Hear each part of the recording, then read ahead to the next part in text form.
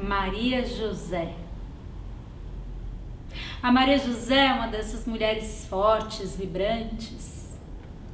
Ela tem olhos grandes e puxados como duas luas minguantes. Há muito tempo atrás, a Maria José teve uma filha também com os olhos grandes, puxados como duas luas minguantes, como um desejo. Mal foi colocada nos seus braços, ainda úmida e vacilante, e a menina abriu os olhos e mostrou algo aqui nas asas dos lábios que parecia uma pergunta. O que é que você quer saber? Brincou assim a Maria José, fingindo de entender aquele gesto. E como todas as mães, a Maria José tinha certeza que não havia no mundo uma criança mais perfeita do que a sua. Ela ficava ali horas, contemplando a placidez com que a menina dormia, o tamanho dos dedinhos, o tamanho dos pezinhos. Até que um dia, a vida fez cair sobre essa criança uma doença que transformou em menos de 5 horas aquela extrema vivacidade num sono lento e profundo que parecia querer levar de volta a menina para a morte. Quando a Maria José levantou, viu a sua menina ali, roxinha no berço, pegou o neném, começou a fazer massagem, deu um banho. Quando ela esgotou todos os seus talentos de medicina, ela colocou a menina assim num fusquinho velho que ela tinha e saiu dirigindo o mais rápido que ela podia. Chegando lá no hospital, uma dúzia de médicos e enfermeiros começaram a rodar em volta dela, confusos, aflitos, e foi então que a Maria José viu a sua filhinha desaparecer atrás de uma porta onde ela não podia passar. E foi então que a Maria José se deixou cair no chão, incapaz de carregar a si mesma e aquela dor como um abismo.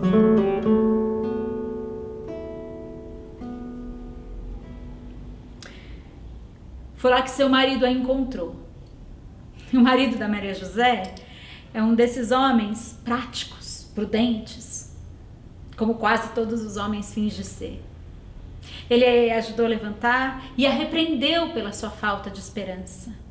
É que seu marido, ele acreditava nas ciências médicas como outros homens acreditam em Deus. Então ele não entendia porque a sua mulher estava ali, tão carregada em dor, em sofrimento, incapaz de fazer outra coisa, a não ser gritar e praguejar contra o destino, contra aquela doença. Eu sei que levaram a menina para uma sala de terapia intensiva, uma UTI, um lugar todo branco. Teto branco, parede branca, chão branco, todo mundo vestido de branco. Naquele tempo, as mães podiam entrar só meia hora por dia. As outras mulheres, quando entravam, se aproximavam dos seus filhos e benziam aqueles corpinhos com toda tipo de santinho, de água benta, e pediam a toda sorte de Deus que não os deixasse morrer. A Maria José não. Ela era incapaz de fazer outra coisa, não sei, se aproximar ali da incubadora onde estava a sua filhinha e dizer: não morra, não morra. E chorava, e chorava, e chorava, sem secar as lágrimas ou mover-se, até que uma enfermeira dissesse que estava na hora de sair. Então ela saía, passava por aquele corredor comprido do hospital, passava a porta, sentava assim num banco do lado de fora, inconformada. Colocava assim a cabeça nas pernas, arisca, inconformada. O que ela podia fazer? O que ela podia dizer? O que ela podia dizer para aquele corpinho tão pequeno, espetado de agulhas e sombras, para que a sua filha tivesse vontade de viver? O que ela podia dizer para convencer a menina de que valia o esforço de permanecer viva? Então um dia, iluminada só pelos fantasmas do seu coração, ela se aproximou da incubadora onde estava sua filha e começou a lhe contar histórias. Histórias das suas antepassadas. Quem foram essas mulheres que vieram antes dela? Que histórias, que dores, que glórias ela trazia como herança? Quem eram essas mulheres que tinham ajudado a tecer aquele corpinho tão pequeno, mas que tinha vida? E que valia o esforço de permanecer viva. E por muitos dias a Maria José imaginou, lembrou, inventou e contou.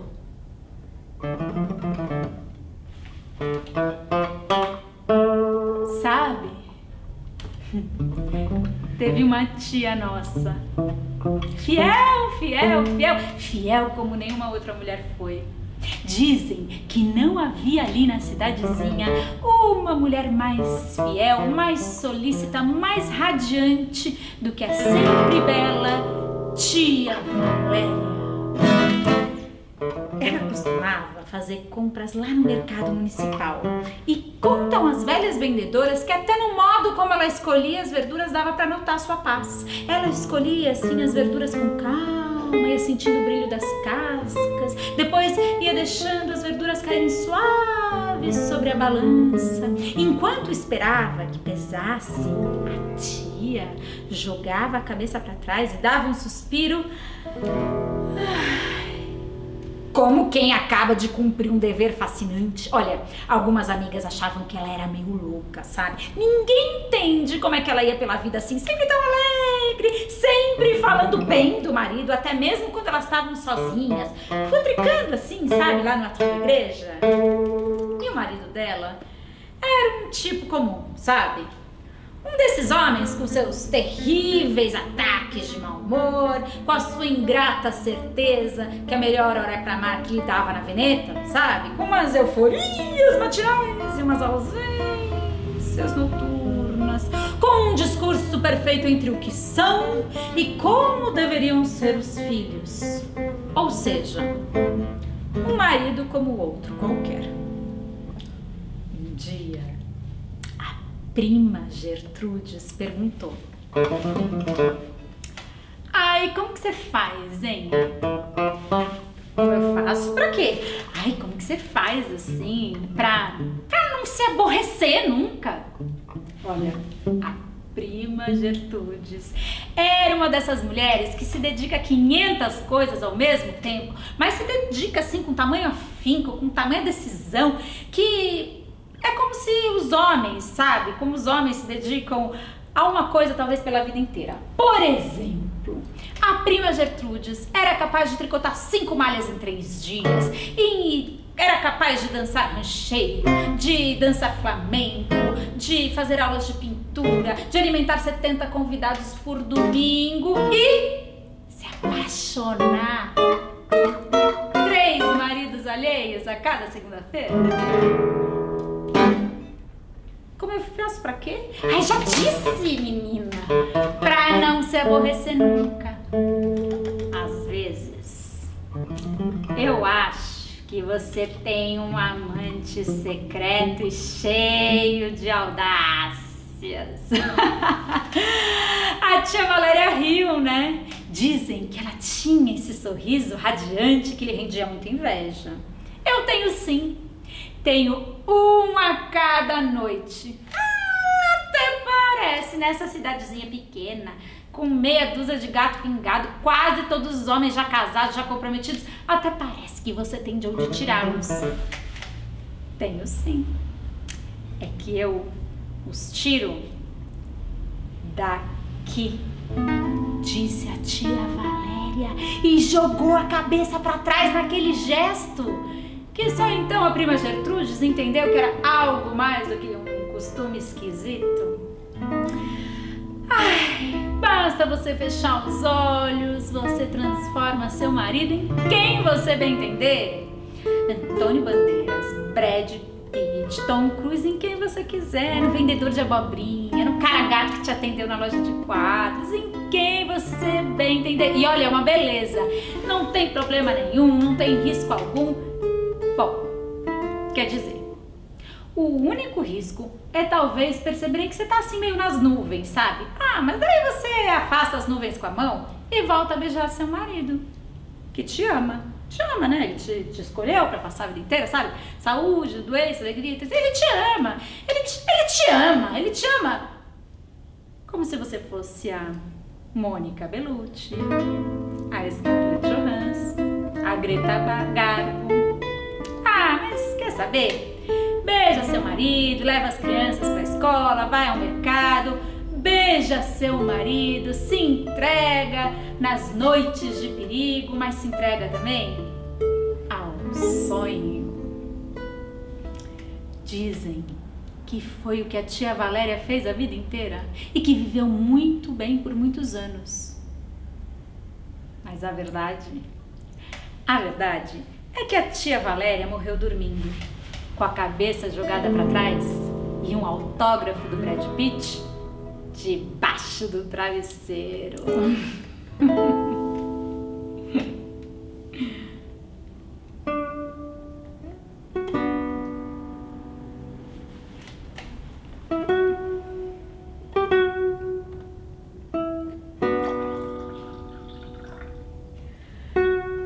Já a tia Mariana era diferente. A tia Mariana não sabia muito bem o que a vida tinha feito dela. Ela dizia vida para dar um nome para essa porção de coisas, acontecimentos, acasos que a foram colocando pouco a pouco num estado de prostração com que ela tinha que lidar todas as manhãs.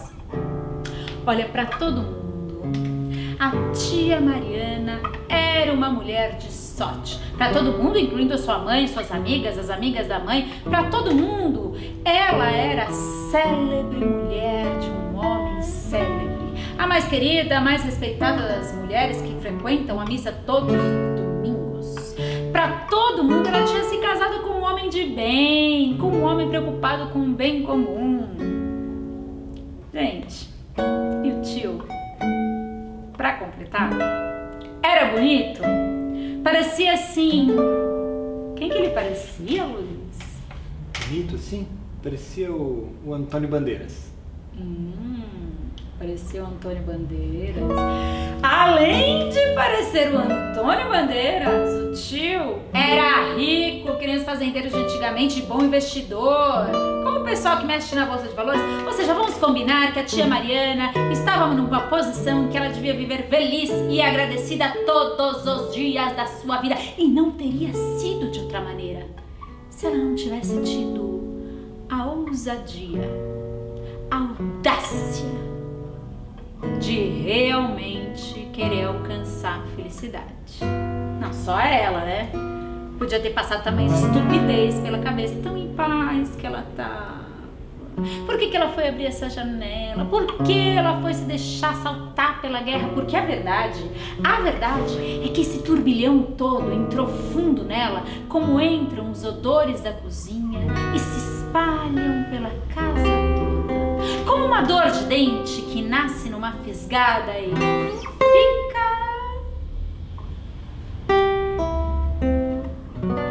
E a tia Mariana se apaixonou.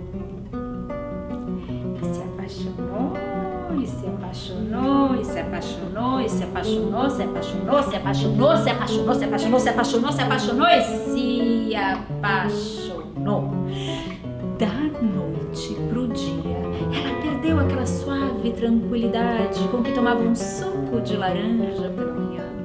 Perdeu os silêncios de êxtase com que acompanhava os planos e projetos do marido. Perdeu a paciência com aquela impertinente cunhada. Perdeu a habilidade de se manter sorridente pelos tediosos almoços de domingo. Perdeu. E de repente ela adquiriu a terrível habilidade de esquecer de tudo, de nós as chaves do carro, tornou-se distraída. Logo ela, que se dizia feita para coisas menores, que se deleitava em silêncio com as plantas, com os aquários, com as meias bem passadas, as gavetas ordenadas. De repente, ela vivia um caos que nasce da excitação constante, passando da alegria para a tristeza, da tristeza para a alegria dos que estão possuídos por somente uma causa. Ela não entendia como é que o corpo de um homem que ela mal conhecia pudesse colocá-la naquele estado de confusão. Ai, eu odeio! Ela dizia pra si mesma, mas logo depois de dizer, se entregava aos cuidados das unhas, aos exercícios de afinar a cintura e arrancava os pelos das pernas um por um com as pinças de depilar a sobrancelha. Comprou a lingerie mais macia que qualquer seda já viu e surpreendeu o seu marido com uma coleção de calcinhas brilhantes. Ai, eu tô louca, ela dizia pra si mesma, usando esse adjetivo que ela usava pra desqualificar qualquer um que não estivesse de acordo com o que ela pensava. Porque, na verdade, ela não estava de acordo com ela mesma. Que ideia era essa de se apaixonar? Que estupidez, que idiotice, que vergonha! Dizia isso e se jogava no sofá, assim mesmo, como se jogava no precipício daquela paixão. É que ela sentia uma real necessidade daquele sujeito, que ao contrário do seu marido falava pouco, não explicava os seus silêncios e tinha umas mãos insubstituíveis. Só por elas já valia a pena arriscar-se à morte todos os dias da sua vida. Não, com certeza ela estaria morta se soubesse nesse seu desvario. Mesmo que o seu marido fosse bom com ela, como ele era com todo mundo, jamais ela escaparia do linchamento coletivo. Todos os adoradores do seu adorável marido a linchariam em praça pública ou no átrio da igreja. E quando ela pensava isso, ela era capaz de sentir a culpa a sair do seu corpo e dar lugar a um medo enorme. Então, de repente, como se tivesse sido acometida de uma premonição celestial, ela se levantava do sofá, limpava aquela cara cheia de lágrimas, colocava um monte de pulseira, se enchia de perfume no pescoço e ia pra lá se esconder no último refúgio de felicidade que ainda não se gastava.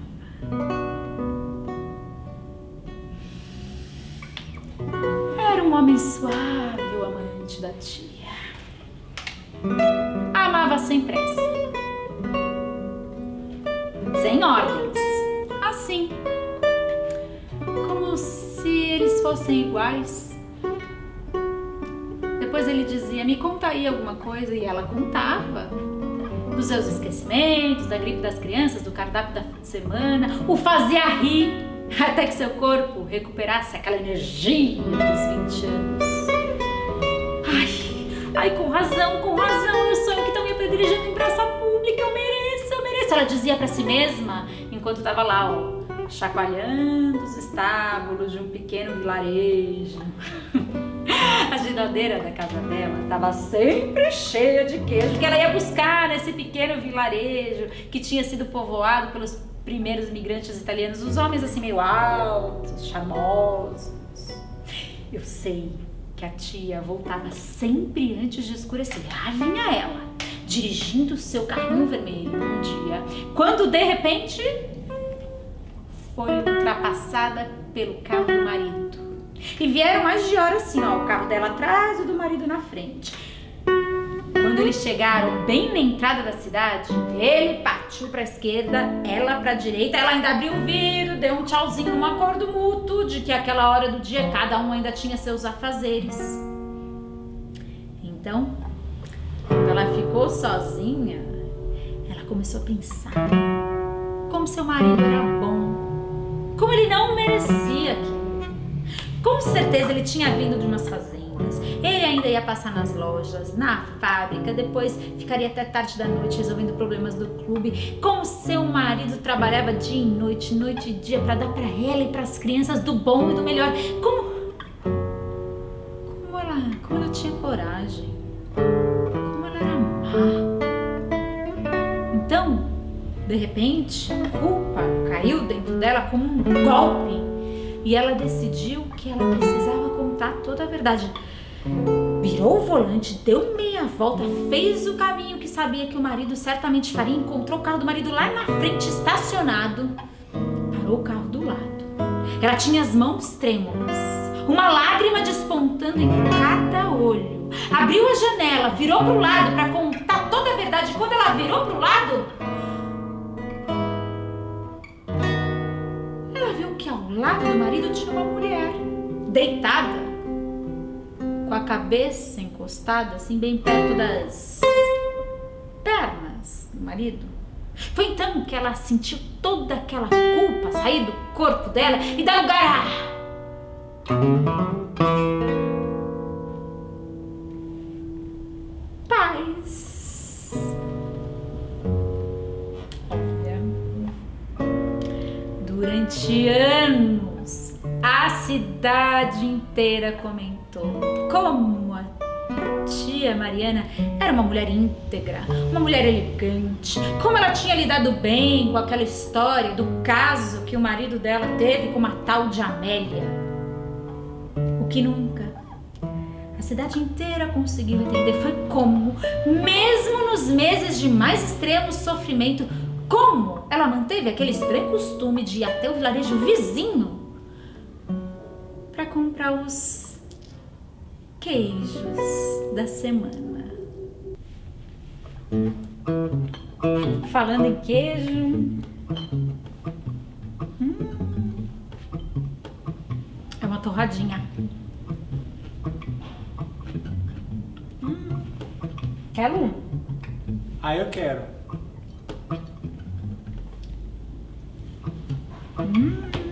Tá uma delícia. Tem alho, sal, azeite e orégano.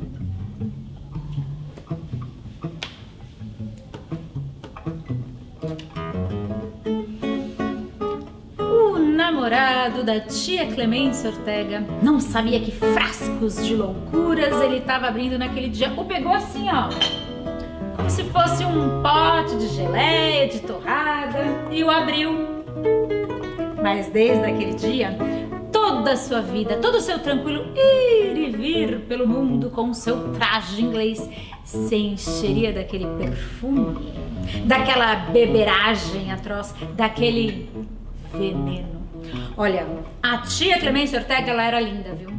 Mas aqui debaixo dos cabelos morenos tinha pensamentos, e isso chegou a ser um problema, porque de saída foram seus pensamentos e não as suas vontades que a levaram sem problema à cama clandestina que ela dividiu com o namorado.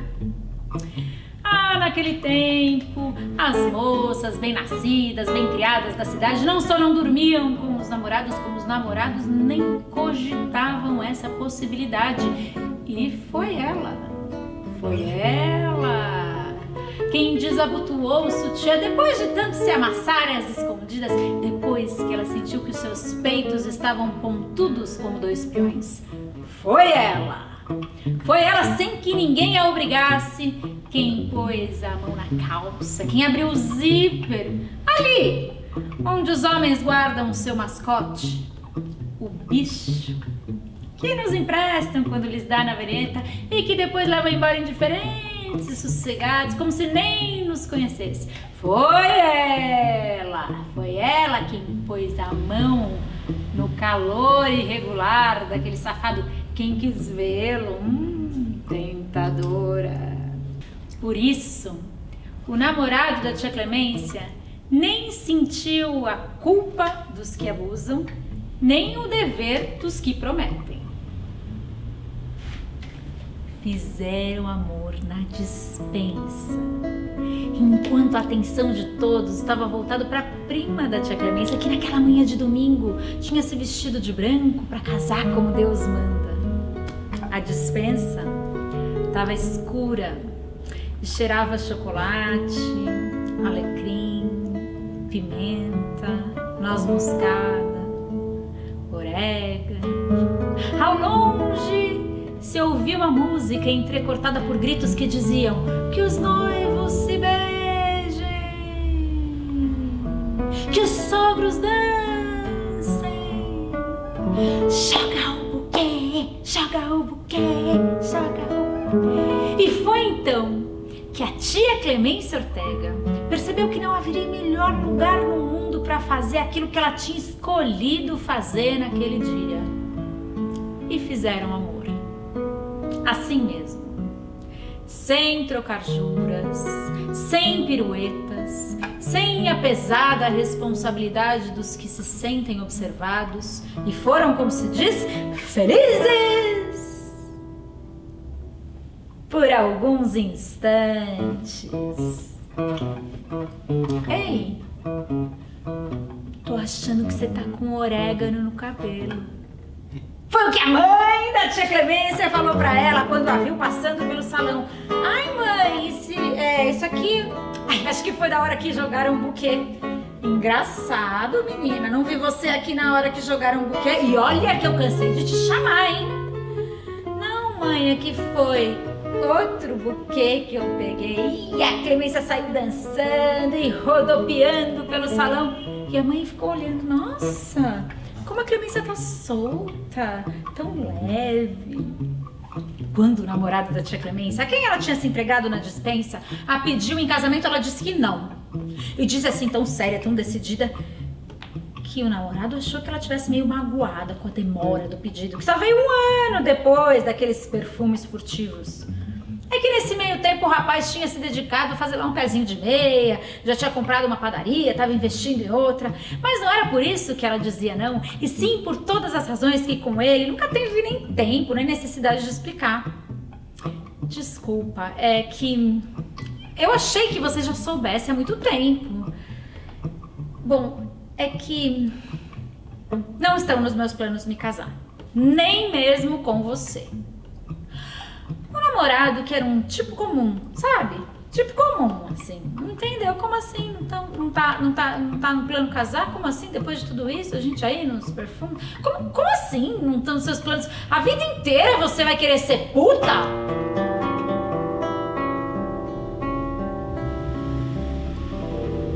Quando a tia Clemência Ortega ouviu isso, em 1 segundo, ela se arrependeu de todos os segundos, todos os minutos, todas as tardes que tinha se entregado àquele homem que era um desconhecido. E disse assim, ó, vai embora, hein?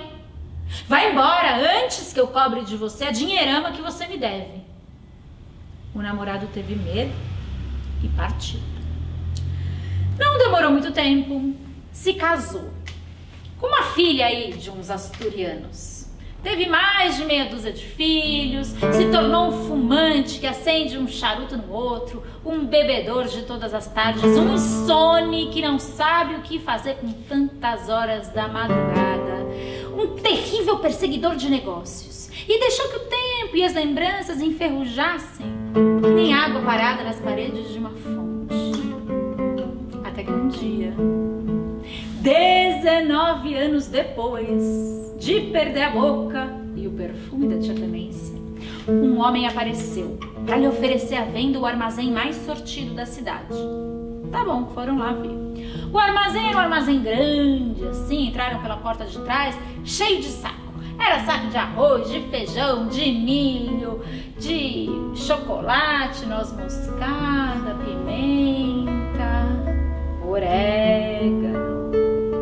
De repente, esse homem teve uma desordem no corpo. Pagou quanto o vendedor queria, nem terminou de ver a loja. Foi lá, correndo, para a casinha onde ainda morava a tia Clemência. Chegando lá, quando ele a viu, aquela mulher, aquela deusa da harmonia que estava transformada numa Clemência de 39 anos, ele teve vontade de beijar o chão que ela pisava. Ficou com vergonha, sabe, daquela barriguinha de chope, aquela carequinha. E a Clemência, para diminuir aquele constrangimento, falou: nós estamos ficando velhos, hein? Ah, Clemência, para com isso que hoje você salta aos olhos, viu? Você não precisa ser boa comigo, porque salta aos olhos que eu fui um idiota com você.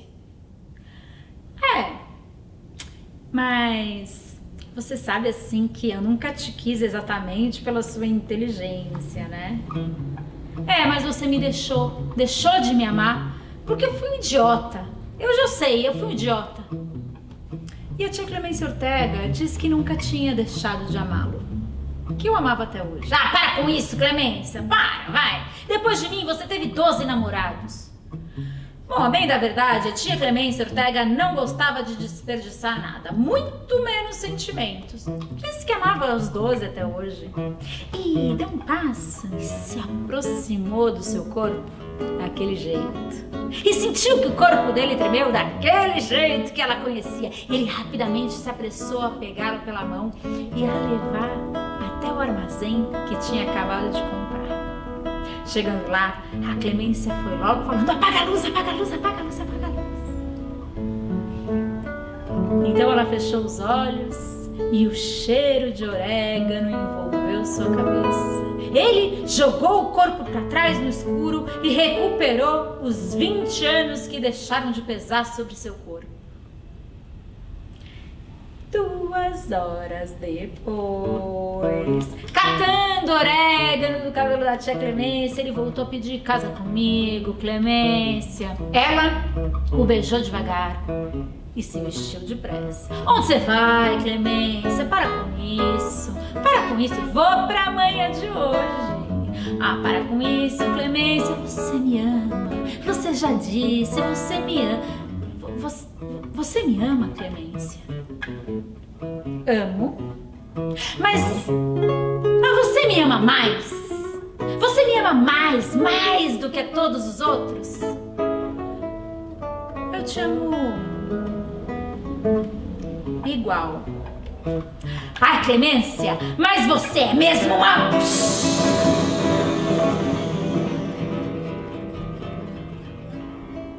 Cuidado com o que você diz. Cuidado que eu ainda cobro de você e hoje nem suas 30 padarias vão dar conta de pagar tudo que você me deve. Tia Clemência disse isso e saiu, sem nem olhar para trás. No dia seguinte, tia Clemência Ortega recebeu na casa dela um envelope com as escrituras de 30 padarias e um armazém. Vinham junto com um bilhetinho que diziam: Clemência, você é mesmo uma teimosa. Teima, viu, filha? Teima. Às vezes é bom teimar.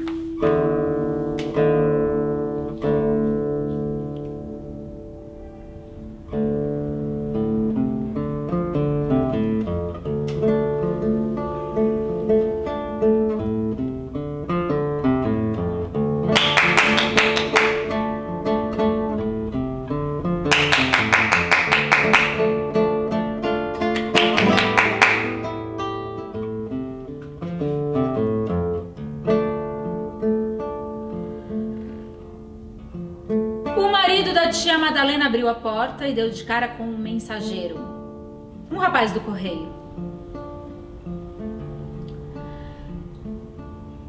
Acontece que o marido da tia Madalena e a tia Madalena eram tão próximos, tamanha simbiose daquele casal, que mesmo que uma carta fosse endereçada a um, o outro podia abrir sem que isso fosse considerado violação de correspondência ou até mesmo falta de educação. E ao receber aquele envelope, bem branquinho, escrito com uma letra decidida, Madalena, o marido resolveu abrir. Dentro estava escrito o seguinte: Madalena, como sempre que tocamos no assunto de terminar a nossa relação, você chora, fica confusa, com a ideia de que amos dois de maneira igual. Eu decidi terminar nossa relação. Eu não acho que seja impossível me livrar do desejo que eu sinto por você. Afinal de contas, sempre chega a hora de despertar dos sonhos. Não me chame, não me procure, não tente me fazer mudar de ideia. Assinado, Alejandro. PS. Você tem razão. Foi lindo. O marido da tia Madalena pegou a carta, dobrou, colocou a carta dentro do envelope, colou o envelope e colocou ali em cima da bandeja de correspondência. Ele tinha as orelhas vermelhas de raiva. Ele subiu pro escritório para sofrer sozinho, embora não tivesse ninguém em casa. Como é que alguém podia ter escrito aquilo para sua mulher? Se tinha alguma coisa que ele respeitava acima de todas as coisas, era a Madalena. A Madalena era uma mulher perfeita, ela era genial, ela era companheira, ela era inteligente, ela era linda, maravilhosa. Então ele pegou um taco de golfe e começou a bater no chão até estragá-lo. Preparou um uísque, tomou um uísque, preparou outro uísque, tomou outro uísque, tomou um banho demorado de 20 minutos, saiu do banho e colocou o disco mais desesperado do Beethoven na vitrola. E quando a Madalena chegou, 1 hora depois, com as crianças, ele estava dissimuladamente tranquilo. A Madalena chegou, sentou no braço do sofá, tirou o chapéu, deu um beijinho no rosto e disse: Oi, amor, quer outro uísque? Não, obrigada. Eu não quero ficar bêbado e hoje nós vamos almoçar na casa dos Cobian. Ah, não me diga que nós vamos almoçar na casa dos Cobian. Você sempre faz isso, né? Eu sempre faço isso e você nunca se zanga, você é a esposa perfeita. Eu nunca me zango, mas eu não sou a esposa perfeita. É sim, a esposa perfeita. E sim, por favor, prepara pra mim outro uísque. A Madalena se levantou, preparou um uísque pra ele, outro pra ela. E depois, enquanto eles conversavam, a Madalena se sentiu observada de um modo diferente. Ai, amor, se você tá me olhando estranho, tô só olhando. Mas tá me olhando assim de um jeito esquisito? Tô olhando sim de um jeito esquisito. E foi então que ele começou a se revoltar de novo contra aquele sujeito. Como é que alguém tinha coragem de escrever aquilo para sua mulher? Como é que ele tinha coragem de perder voluntariamente o amor daquela mulher? E depois começou a se revoltar de quebra contra ele mesmo, por não adiar o sofrimento da Madalena, pelo menos até o dia seguinte, onde ela estaria sozinha em casa e poderia sofrer tranquila.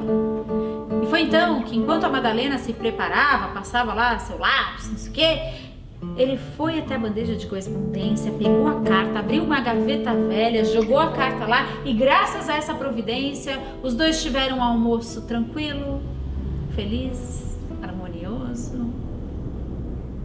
No dia seguinte, a Madalena acordou radiante. Sabe-se lá que horas ela via esse tal sujeito, mas com certeza eram nos dias da semana, porque a Madalena sempre acordava radiante nos dias de semana. Antes de sair para trabalhar, ele abriu a gaveta, pegou o envelope e colocou novamente ali na bandeja de correspondência e saiu. A Madalena tomou seu último gole de café, se levantou, foi até a bandeja de correspondência e deu com a carta. Então, ela foi até o banheiro para sofrer sozinha. Abriu a carta e leu. E chorou tanto, e doeu-se tanto, por tanto tempo, que se não fossem as crianças batendo na porta, perguntando o que ia ter de almoço, talvez ela tivesse virado uma poça. O marido chegou mais cedo, como nos tempos de recém-casados, esperando encontrar a Madalena fingindo alguma indisposição. Ele chegou, procurou na sala, ela não estava, na cozinha, subiu nos quartos, procurou a Madalena lá em cima, não a encontrou. De repente ouviu algumas vozes vindo do quintal. Quando ele chegou no quintal, ele encontrou as duas filhas e uma prima pulando corda. E a Madalena lá junto, ajudando a contar as cordas, os pulos, que parecia uma competição ali das crianças de nível internacional. E a Madalena contava 112, 113, 114, 115. Pisou! A Madalena ouviu, se levantou, deu um beijinho, falou: oi, amor. E foi ela, então, até o centro da corda. É minha vez! E começou a pular. E foi pulando, e passou o 115, o 116, que nem um foguete, e continuou pulando, e passou o 150, e o 200, e o 250, e o 300, e 350, 400, 450, 500, 600, 700, 701, 702, 703, 704, 705, 706, 707, ganhei! Disse a Madalena. Então ela se jogou no chão, se levantou que nem um foguete, abraçou seu marido e disse: amor, eu ganhei, amor. Sorte no jogo, azar no amor. Sorte, meu amor, sorte em tudo, ou você vai vir com essa de que não me ama mais também. Também? Meu amor, você é um péssimo violador de correspondência. Aliás, sabe disfarçar bem mal esse seu crime. Em compensação, você disfarça bem o seu crime. E aí? Não tá triste? Tô. E se eu fosse embora, hein, Madalena? Se eu fosse embora, você estaria aí? Pulando corda? A Madalena olhou bem nos olhos do marido e disse: não. Acho que não. Com certeza não. Foi então que o marido respirou fundo, recuperou a alma e decidiu ficar.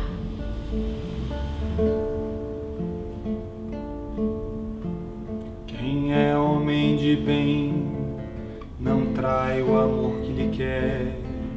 Seu bem quem diz muito que vai, não vai assim como não vai. Não vem quem de dentro de si não sai, vai morrer sem amar ninguém. O dinheiro de quem não dá é o trabalho de quem não tem. Capoeira que é bom não cai, se um dia ele cai bem.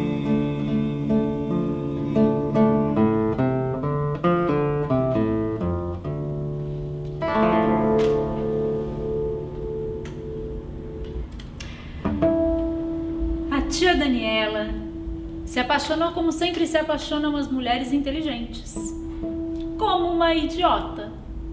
Ela ouviu passar numa manhã de domingo, caminhando com seu passo largo, seus ombros erguidos, e pensou: esse homem aí pensa que é quem? Que é Deus?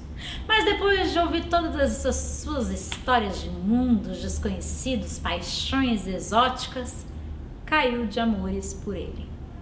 Acontece que a tia Daniela não era só inteligente, ela era também muito culta. E algo naquela sua cultura, na sua inteligência, sempre queria demonstrar um um certo desprezo pelo sexo oposto e todas as suas confusões. E por isso nenhum homem tinha coragem de se aproximar dela. Mas aquele homem não. Aquele homem era diferente. Aquele homem não sabia nada dessa sua fama de culta, dos seus livros, e por isso ele a tratou como se ela fosse uma qualquer. E foi então que a tia Daniela viu nele uma inteligência deslumbrante.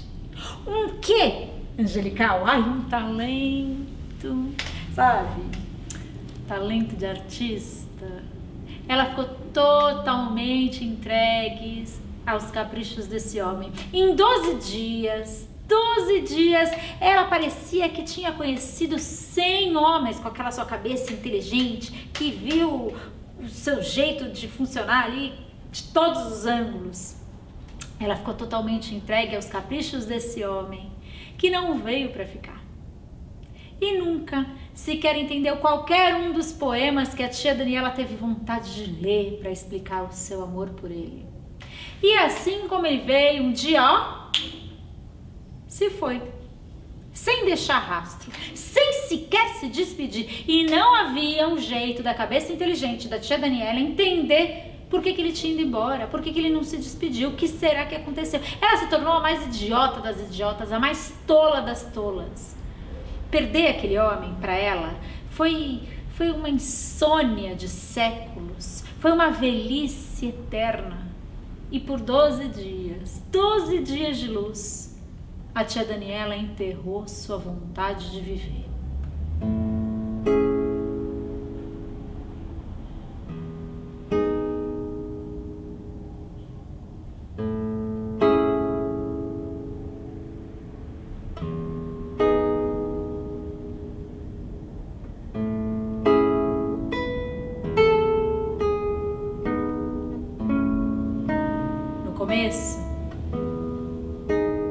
A família, os amigos a levavam para tomar um sol, assim,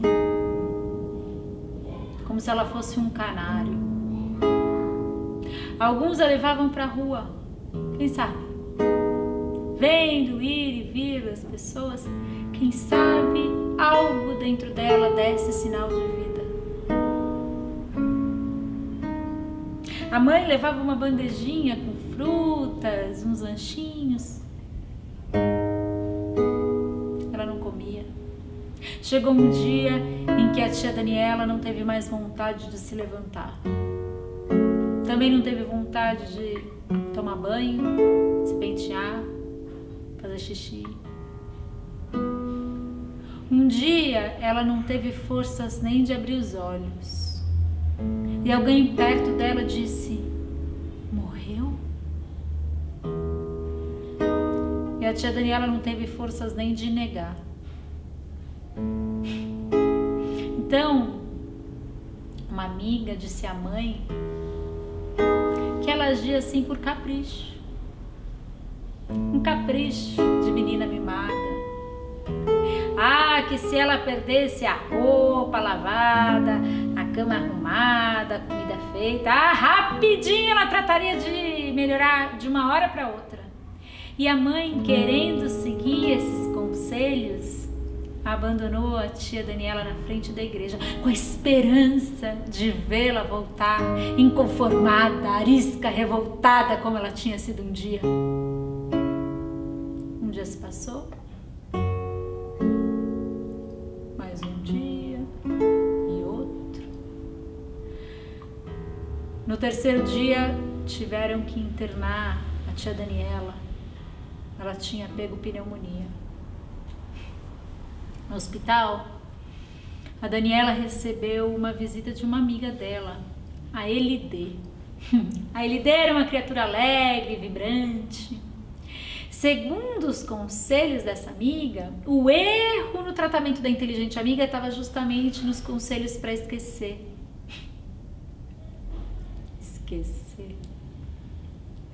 Esquecer era algo impossível. O que devia ser feito era encaminhar suas lembranças para que ela tivesse vontade de viver. E ela pediu para a família que a deixassem cuidar da alma e do coração da sua inteligente amiga. E a família aceitou como se já não tivesse perdido as esperanças que já estavam perdidas há muito tempo.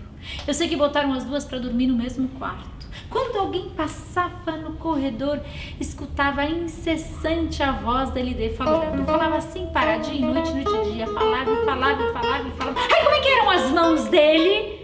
E se a Daniela não respondia, a LD atacava pelo outro lado. Ai, e os olhos, hein? Como é que eram os olhos dele? Ai, eram olhos grandes, olhos pequenos. Olha como que eram esses olhos, hein? Eram pequenos. Ai, pequenos? Pequenos e quê? Pequenos e nervosos, pequenos e furiosos. Como eram esses pequenos olhos, hein? Eram pequenos e ferozes. Ai, devia ser de leão! Olha, os leoninos geralmente têm esses olhos pequenos e ferozes. Esses leoninos acham que são o quê? Que são o centro do mundo, que tudo gira em torno deles. Então a LD falava toda a lista dos maus aspectos dos leoninos. E foi assim que a tia Daniela falou as primeiras palavras depois de 30 dias sem pronunciar nenhuma única palavra. Um dia, a LD preparou uma cesta com lanches, frutas, uma toalha. As duas foram pro jardim. A LD começou a sacudir aquela toalha, colocou no chão, colocou a cesta e falava e comia e falava e comia, sem nem oferecer. Até que a Daniela disse, sabe que ele gostava de uvas? Ai, entendo. É uma delícia mesmo. Uva, eu entendo, amiga. É. E ele tinha assim a pele do pescoço, das costas, tão macias. Ai, entendo, viu, amiga? Entendo bem do que você sente falta. E como é que era o...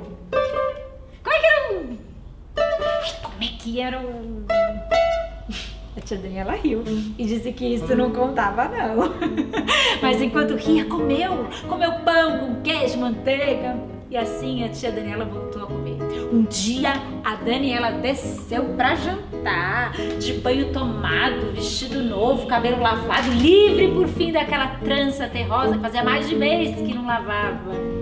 E assim, durante 20 dias as duas amigas falaram cada detalhe, tudo que eu tinha feito, feliz, tudo aquilo que a tia Daniela estava tentando esquecer por tanto tempo, foi falado tantas e tantas vezes, repetido tantas e tantas vezes, castigando a sua inteligente cabeça de tantas vezes que ouviu as mesmas coisas, que tudo aquilo se tornou trivialidades. Um dia a Daniela falou, ai, chega, eu não quero mais me vingar.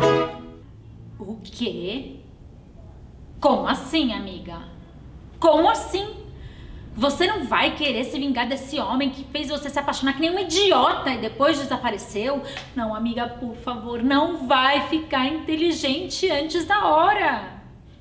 É que o fato da Daniela não querer mais se vingar tinha deixado ele arrasado. Imagina, elas tinham planejado viajar o mundo atrás desse sujeito, desse culpado. E assim, as duas perderiam a Índia, o Marrocos, a Bolívia, o Peru e principalmente a Itália. Não, amiga, por favor, não vai ficar inteligente antes da hora. Ai, eu vi-o ontem. Ele bateu aí, como das últimas vezes. O quê? Como assim? E o que ele falou? Tudo. E o que você sentiu? Nada. E o que você fez? Fechei.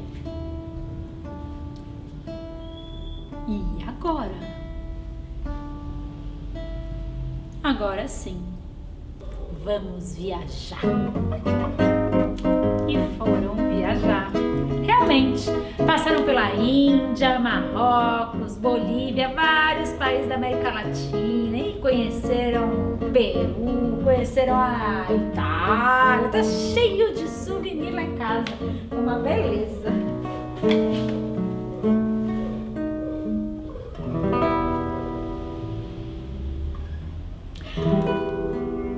A Maria José contou cada segundo disponível uma história dessas mulheres, dessas antepassadas.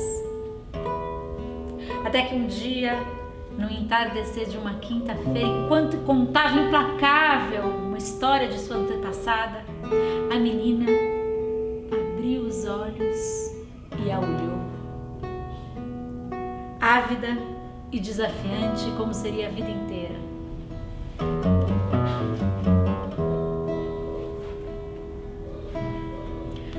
Ávida e desafiante como eu seria a vida inteira. Meu pai atribuiu esse milagre da minha cura aos médicos. Os médicos atribuíram o milagre da cura aos avanços das ciências médicas. A minha mãe não. A minha mãe não falou nada. Apenas me pegou no colo, me abraçou, me levou para casa. Só ela sabia quem agradecer. Só ela sabia que ciência nenhuma seria capaz de fazer tanto quanto as histórias dessas mulheres. Só ela sabia que sozinha ciência nenhuma seria capaz de fazer tanto quanto os ásperos e sutis segredos de outras mulheres de olhos grandes, como eu. Como eu.